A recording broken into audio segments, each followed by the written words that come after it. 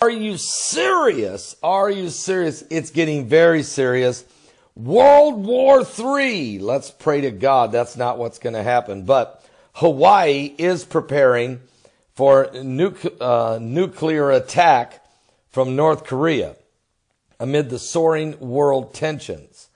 Hawaii has been given warning about a potential nuclear attack from North Korea by giving instructions on what to do in the event of the siren warnings. Matter of fact, the University of Hawaii sent an email to all students detailing the decisive action that could be taken in the event of a nuclear attack on the United States' closest state to North Korea.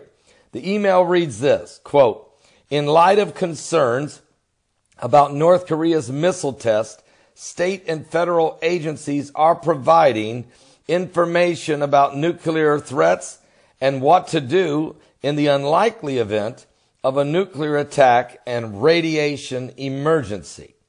North Korea, of course, palpable nuclear threat has been demonstrated further from the subject of the email. They didn't want to put that in there. Instead, it reads, "in the event of a nuclear attack." And it doesn't, okay? Now, the director of communications there at the University of Hawaii has stated that in the hindsight, he wished he'd have put the email, should have been reworded by stating the last thing he wanted to do was cause any unnecessary concern, but he didn't put that in the email.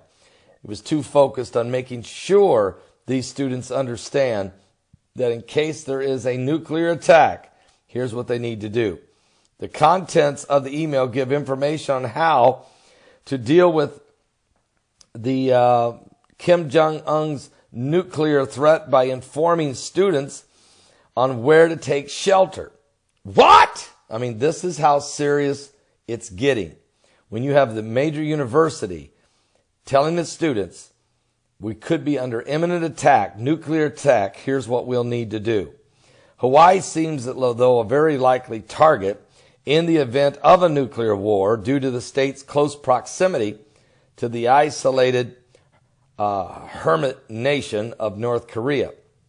And the email comes at a time when leaders like Kim Jong-un and Donald Trump find themselves fiercely locked in a war of words. So, folks, it's getting ugly now. The president recently stated that North Korea is making fools of the U.S. negotiators and that only one thing will work in dealing with North Korea. And the United States president tweeted, "Presidents and their administrations have been talking to North Korea for 25 years. Agreements made and massive amounts of money paid. Hasn't worked. Agreements violated before the ink was dry. Making fools of U.S. negotiator. I'm sorry," he said, "but only one thing will work."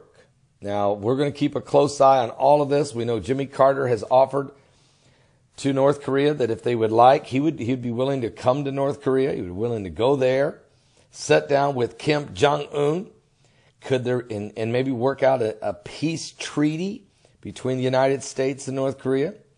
But that he also would be telling Kim Jong-un that he would have to denuclearize. He would have to lay down his nuclear program.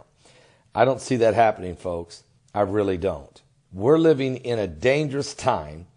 And so pray for one another. Pray for the United States of America. Pray for the entire Korean peninsula. Folks, we've got men and women in uniform, close to 35,000 of them in South Korea and close to 40,000 in Japan.